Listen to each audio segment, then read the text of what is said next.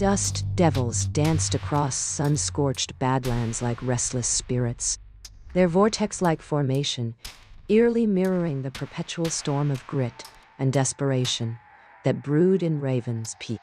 Cormac Blackheart McAllister rode into this dusty hellhole on a spring-wound mechanical horse, its brass hooves clattering against the dry earth as if warning anyone who'd listen.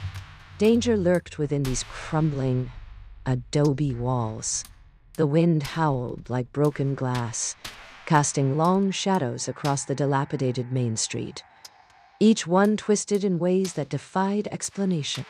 "You're a mighty fine-looking stranger," drawled Ruby, the saloon owner, as Blackheart tied his clockwork limbs to the swinging doors and strode into her dimly lit establishment. The air reeked of hot brass, blood, and stale smoke from last night's whiskey-soaked revelry. "I ain't no stranger." Cormac spat a wad of chaw onto Ruby's polished floorboards as he spoke, his cold iron gaze flicking toward the shadows dancing across gears in dimly lit corners. "Name's Blackheart McAllister." Ruby arched an eyebrow and leaned against her ornate brass bar, the soft ticking of the clockwork mechanism within its armature providing a steady heartbeat for their conversation.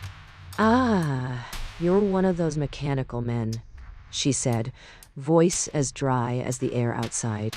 "What brings you to Raven's Peak?" Blackheart shrugged, his clockwork shoulder joints creaking like rusty gate hinges in response. "Word got round about outlying ranches getting terrorized by ghost riders." He spat again, this time with a hint of menace. "Figured I'd lend a hand, or my clockwork limbs, to the sheriff." Ruby's gaze shifted toward the clock face on her saloon wall, its numerals spinning in reverse for an unsettling moment before resetting to normal. "You're late to town, stranger. There's been no reports of ghost riders, just some wrecks and engine failures, accidents or sabotage." She poured a whiskey glass with gears whirring in the background. "Accident?" Blackheart snorted as Ruby handed him his drink. "Ain't nothing about this place that don't reek of wrongness." Ruby's smile was as dry as the dust devils outside. "You'd be wise not to confuse our troubles with your own, Blackheart." She leaned in close, her voice dropping to a whisper like a gear grind slowing down. "Or you might find yourself lost forever within Raven's Peak." The wind howled again, "and I'll get the door for you." Ruby slid off her stool and disappeared into the shadows behind the bar. A lone figure emerged from the dusty twilight. Abel Stone, preacher with brass-bound Bible. His eyes seemed to bore into Blackheart like a spring-loaded crossbow bolt as he spoke in a tone that conjured images of rusted clockwork limbs. "The Lord's judgment is upon us for our greed and disloyalty." Abel paused at the threshold, his gaze flicking toward Ruby before landing back on Blackheart. "We're all cursed by the town we call home." "What kind of curse?" Cormac drawled, wiping sweat from his forehead with a cloth stained with gunpowder residue. Abel's Bible clattered against his chest as he took a step closer, his eyes burning like cold iron in the failing light. "By those who toil beneath Raven's Peak. The tolls of midnight will claim you." A hush fell over the patrons. Ruby returned from behind the bar with an unblinking stare. In the silence that followed, Cormac sensed a collective gasp echo through the saloon, like distant thunder that never comes closer. The door swung open once more, as Sheriff Thaddeus P. Grimstone strode in, his brass prosthetic arm glinting from recent oil application. The wind outside ceased its relentless howling for an unsettling moment, before resuming its mournful serenade of dry rattles and creaks through rusted signposts. Sheriff Grimstone sidled up beside Blackheart, his brass arm creaking like a rusty gate hinge as he leaned against the bar. "You're our new local hero, McAllister. I wasn't aware we needed heroes round these parts." He tugged at his dusty, wide-brimmed hat.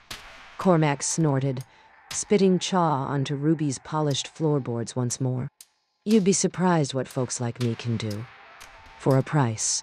Ruby poured another whiskey glass with an unblinking stare, her eyes reflecting the sick yellow lantern glare outside. The patrons watched as Cormac strode to the bar, his clockwork limbs gearwork ticking in rhythm with Grimstone's prosthesis. Hey, Sheriff? Ruby called out, her voice like a dry rattle of bones.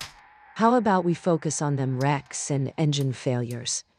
You know I've got ears to the ground. Grimstone chuckled low, his brass arm clinking against the bar as he poured himself a drink. I reckon you're just trying to distract me from something, Ruby. He glanced at Blackheart. You might want to reconsider joining our posse. Wrecks are one thing, but... Sheriff Grimstone, Cormac interrupted, his mechanical voice grating like the slow grind of rusty gate hinges. Whatever terror's got folks spooked ain't no ordinary banditry.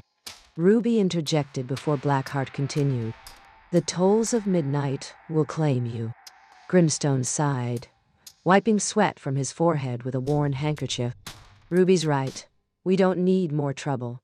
You're welcome to join our search for sabotage. Cormac leaned in, clockwork limbs whirring softly as he spoke, his breath like a dry rattle of bones. Or I'll ride out and find my own truth. The patrons exchanged uneasy glances. Grimstone's brass arm creaked as he pushed off the bar. You're looking for trouble, McAllister. Best you turn back before it finds you. Cormac ignored the warning, his gaze locked on Grimstone like a gear lock clicking into place. Last call, friends, Ruby called out as the patrons slowly emptied their cups and exited the saloon, leaving an unsettling silence in their wake. The dust storm outside intensified its howling protest, sounding like the distant echo of children singing strange songs at nightfall. Abel Stone pushed open the saloon door with a faint creaking of his brass-bound Bible. The wind died down momentarily, its abrupt silence punctuated by an unsettling stillness that made Cormac's clockwork limbs twitch like rusty gate hinges. Preacher Abel, Ruby greeted dryly, her eyes locked on Blackheart as if daring him to intervene. Greetings, Cormac. Abel spoke with a quiet reverence, his voice like the soft ticking of a pocket watch in an empty saloon. I sensed darkness gathering at Raven's Peak, tied to these wrecks and other occurrences. Ruby leaned against her bar, a sly smile spreading across her face like oil poured onto rusty gears. You're just here for the gold rush, ain't ya? Her gaze seemed to bore into Cormac's mechanical heart. Abel Stone cleared his throat. I fear it runs deeper. Cormac snorted, clockwork limbs rattling softly as he took a seat at an empty stool. You mean like them engine failures and other nonsense? Grimstone's brass arm clattered against the bar as he stepped in from the darkness outside. Abel, this ain't no time for ghost stories. His voice trailed off with an unspoken warning. Cormac sipped his whiskey glass, gears whirring softly amidst Ruby's silent stare. You folks got a problem here. I'll not get entangled. Ruby's gaze remained fixed on Blackheart like the cold iron grip of a rattlesnake coiled in wait. Or you might find yourself lost forever within Raven's Peak. Abel whispered, his voice barely audible over the distant howling wind. Cormac froze, whiskey glass hovering inches from his lips. What are you getting at, preacher? The dust devils outside seemed to grow more agitated, their twirling forms like grasping fingers of a hangman's noose. I'll take it as a warning, Cormac drawled, clockwork limbs ticking into motion once more. Ruby slid off her stool with an unnatural silence, the soft creaking of gears echoing through the saloon.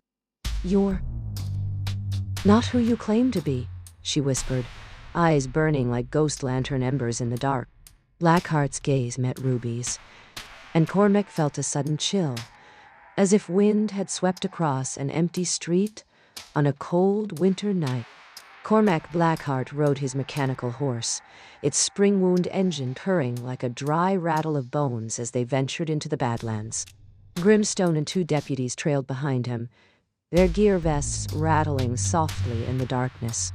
We're looking for any signs of sabotage or...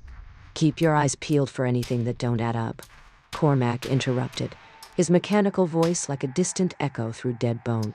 The wind died down to an unsettling stillness, as if waiting for something. A chill crept up Blackheart's clockwork spine. We're at the edge of Raven's Peak territory, Grimstone drawled, brass arm creaking in protest. Blackheart here'll keep his wits about him. As they rode further into the Badlands, Cormac sensed an eerie silence settling over the terrain, like a blanket of hungry dark. As Cormac approached the abandoned stagecoach, its frozen time seemed to warp reality like a heat-shiver haze. Ruby, now fully transformed into a skinwalker under moonlight, stood guard over the vehicle. "You'll pay for this, Blackheart," she growled, her voice like dry bone rattle in the darkness. Cormac dismounted his mechanical horse, clockwork limbs ticking softly as he drew his sidearm, its mechanism whirring like the creaking of a Ghost Rider wind across empty bottles. Ruby's eyes glowed with an otherworldly light, as if the devil himself had wound her. "You didn't have to get involved." Cormac took 2 steps forward before freezing at the sight. Ruby, now fully transformed into a skinwalker under moonlight, snarled like dry rattlesnake, mean as Cormac readied for a duel in the dark. The wind died down to an unsettling stillness, as if waiting for something. "I reckon it's time we settle this," Cormac whispered, clockwork limbs whirring softly. Grimstone and his deputies halted their approach, gear vests clattering like dry leaves on a grave night breeze. Ruby let out a coyote lonely howl as she charged forward, her mechanical legs moving with an unholy speed. Cormac drew, gun smoke wafting through the moonlit chaos. The ghostly stagecoach remained frozen in time, its wooden slats warped and twisted like the cursed earth beneath. Blackheart McAllister. What was left of him after Ruby's transformation? Wounded but still, as if his clockwork limbs had absorbed the impact. Cormac Blackheart McAllister lay on his back, gear vest rustling in the windless night air. The moon dipped behind a ragged curtain of clouds, bathing Raven's Peak in coffin-lid gray. Cormac spat a wad of chaw onto the dusty ground like dry leaves blowing across empty bottles. "I reckon it's time I collect on those tolls." Ruby gasped between panting breaths as she loomed over Blackheart. Blackheart McAllister, his mechanical eyes burning with an unnatural light. As Cormac watched Ruby transform back into Ruby, her brass prosthetic arm clattering like a rattlesnake in the grass. "I'll conclude this tale." The silence was only broken by distant gunshots and howling wind, echoing across the badlands as if Raven's Peak itself had taken notice.